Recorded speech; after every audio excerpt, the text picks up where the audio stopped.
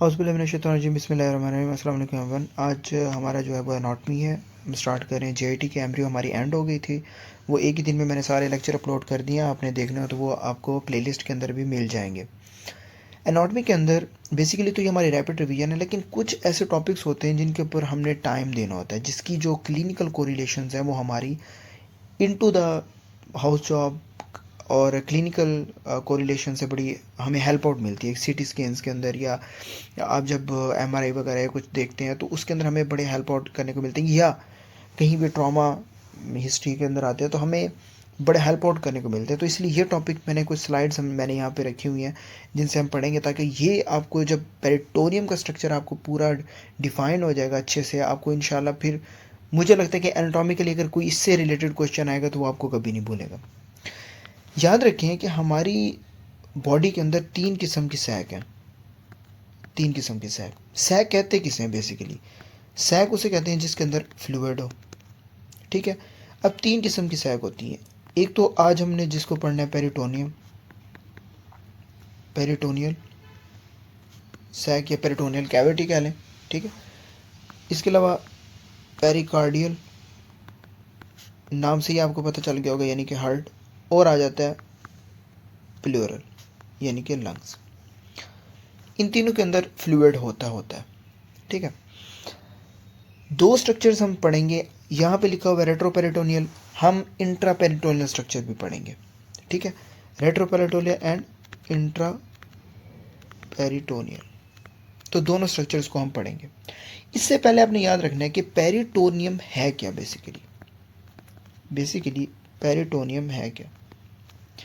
Peritoneum एक ऐसी membrane है या लाइनिंग है जो कवर्ड किसकी होती है? एब्डोमिनल कैविटी को कवर कर रही होती है। अब इसके अंदर दो किस्म की पेरिटोनियल कैविटीज़ आ जाती हैं। एक आती है पेराइटल पेरिटोनियम और एक होती है विजरल। याद रखें जो पेराइटल पेरिटोनियम है ये एब्डोमिनल वॉल को कवर कर रही होती है, और जो विजरल है वो आपकी ऑर्गन को कर रही होती है। ये आपकी रेट्रो के अंदर प्लेस करती है और ये आपकी इंट्रा पेरिटोनियल के अंदर प्लेस करी होती है। रेट्रो का मतलब भी आउटसाइड होता है, ठीक है।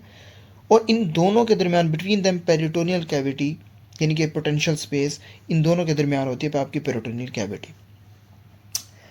अब अगर हमारी पेरिटोनियल कैविटी के अंदर, होपफुली आपको ये दो चीज़ें तैयार होंगी कि तीन सैक होती हैं और एक पेरिटोनियम जो मैंने आपको पढ़ा दिया।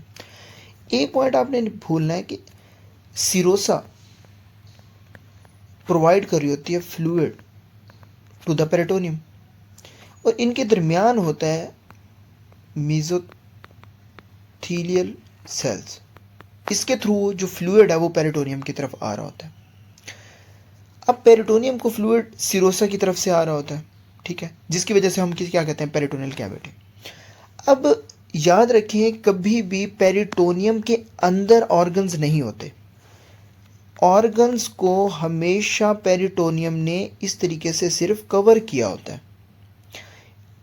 हम अपने पहली चीज़ के ऊपर आते हैं तो पेरिटोनियम में हमें दो चीज़ें नज़र आती हैं। आपने ये देख के परेशानी हो जाना कि ये क्या चीज़ है।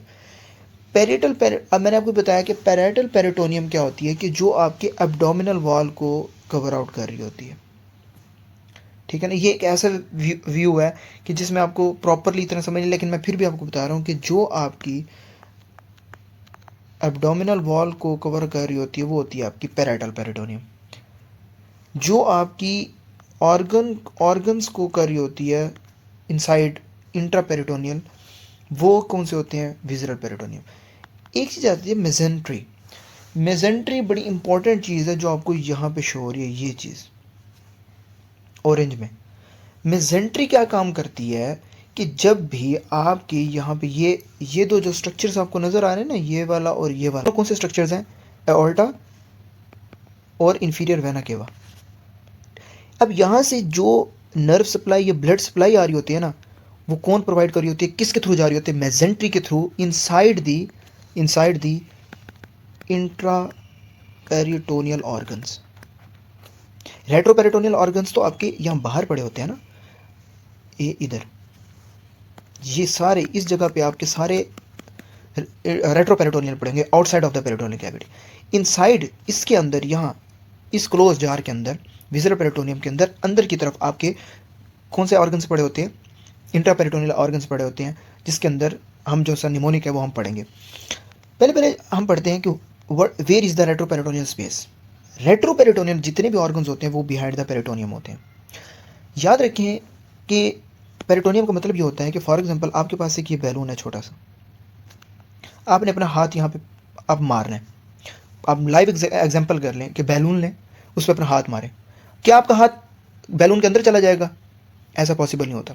जब भी आप बैलून को हिट करते हैं ना, ठीक है, और इस तरीके से आप हिट करते हैं, तो याद रखें वो अपनी ऐसी शेप ले लेता है कि आपके हाथ को कवर कर लेता है।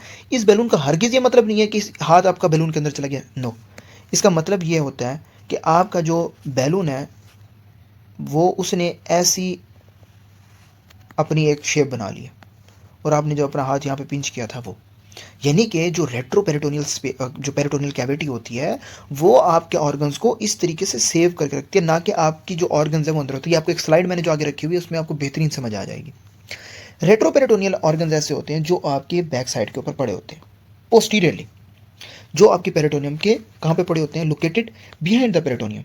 और ये ऑर्गन जो से होते हैं वो क्या होते हैं? फिक्स्ड होते हैं, पीछे की तरफ जो है वो पोस्टीरियरली फिक्स्ड होते हैं। कभी भी आपके पास पेशेंट प्रेजेंट हो किडनी पेन का, वो कभी भी हाथ आगे की तरफ नहीं रखेगा।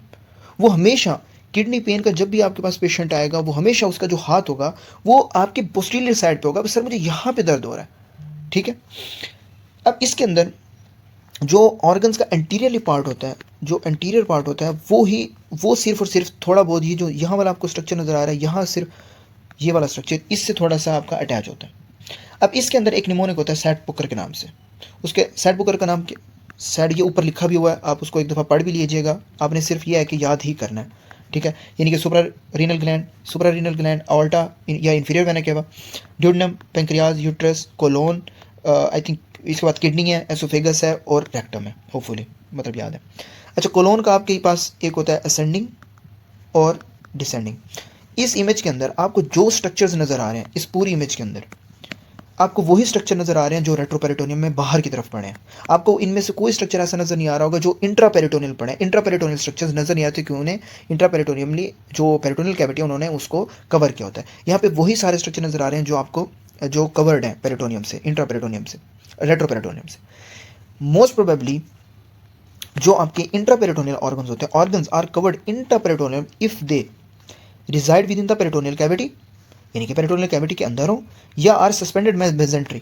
ये आपको जो मेजेंट्री नज़र आ रही है जहाँ से आपके वेसल्स जाने, ये आपके देखें, ये आपको ये कितना क्लियरली आपको नज़र आ रहा है कि ये आपके ऑल्टा ये वाली, और ये आपकी इन्फीरियर वेना केवा, और यहाँ से आपकी जो है वो ब्लड सप्लाई जाती है, बड़ा क्लियरली नज़र आ रहा है। और ये आपका आउटसाइड ये सारा रेट्रोपेरिटोनियल ऑर्गन्स है, और इनसाइड इसके ये आपके क्या है? सारे इंट्रापेरिटोनियल में जो इनसाइड आउट पड़े होते हैं।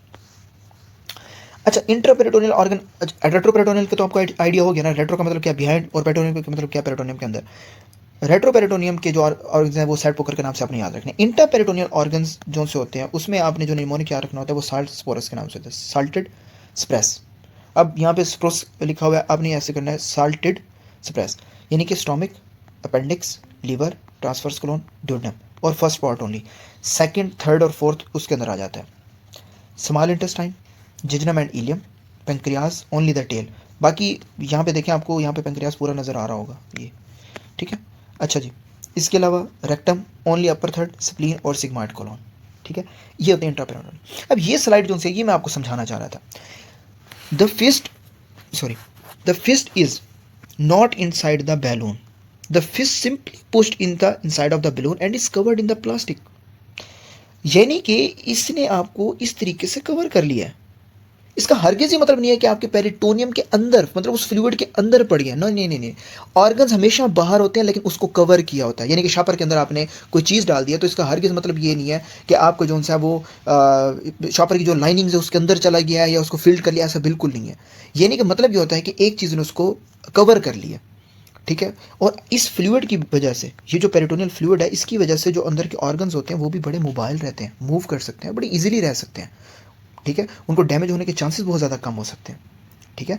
ट्रॉमा की हिस्ट्री में वही ऑर्गन सबसे ज़्यादा डैमेज हो जाए होते हैं जो रेट्रोपेरिटोनियल पड़े होते हैं, ठीक है। अब वो कहते हैं intraperitoneal organs are not inside in the peritoneal cavity, the organ simply pushed in the side of peritoneal sac and is covered by visceral peritoneum. यही मैं आपको जो है वो बताना चाह रहा हूँ कि ये सिर्फ और सिर्फ कवर्ड होते हैं विज़ुअल पेरिटोनियम से, ठीक है ना। अच्छा, आपने ना फैट की 2 टाइप्स पढ़ी होंगी। एक तो मैंने आपको बताया पैराइटल और एक विज़रल। आपको ये हम कहते हैं ना यार आपके जिगर के ऊपर चर्बी है, चाहे वो ग्रेड 1 की है, ग्रेड 2 की है, ठीक है ना, ये आपकी हेल्प आउट कर रही होती है नेक्स्ट जब हमारे पास फैटी लिवर के पेशेंट आते हैं, ओबीस पेशेंट आते हैं। अब मुझे बताएं वो पैराइटल क्या कहते हैं, जो पैराइटल लेयर है उसके ऊपर हम बात कर रहे होते हैं कि बिलो द एब्डोमिनल वॉल आपकी फैट है या फिर ऑर्गन के ऊपर फैट है। ये आपने मुझे कमेंट सेक्शन में लाजमी बताना है कि आपकी जो फैट होती है लिवर के ऊपर वो विजरल फैट है या पैराइटल फैट है, ये आपने मुझे लाजमी बताना है, ठीक है। इसके बाद पेरिटोनियम ऑल ओवर अगर हम देखें तो 3 चीज़ों पे है। पैराइटल पेरिटोनियम जो एक्स्ट्रा जो एब्डोमिनल वॉल को कवर कर रही होती है, मतलब रेट्रोपेरिटोनियल मेजेंट्री जहाँ से हमारी वेसल्स नर्व वेसल्स ये जा रही होती हैं, और विजरल पेरिटोनियम जो हमारे इंट्रापेरिटोनियल ऑर्गन्स को कवर कर रही होती है, ठीक है। और रेट्रोपेरिटोनियम ऑर्गन्स को अगर हमने पढ़ना है तो सैडपुकर के नाम से, और इंट्रापेरिटोनियम है तो वो साल्टेट स्पोरस के नाम से।